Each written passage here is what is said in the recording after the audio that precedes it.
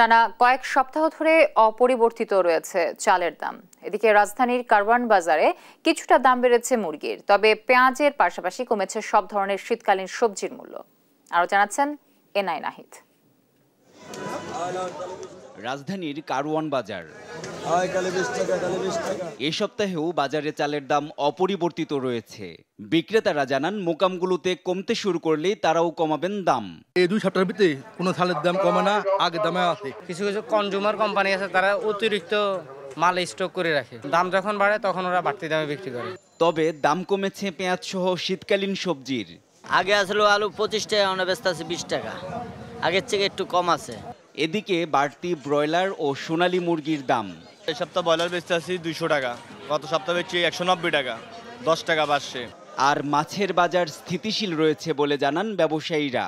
আমার দোকানে যে মাছগুলা, এই যে কাজলি, মলা, কাসকি, রূপচাঁদা, এগুলো প্রাকৃতিক মাছ। এই মাছটা কি যদি পানিতে বেশি হয় একটু দাম কমে।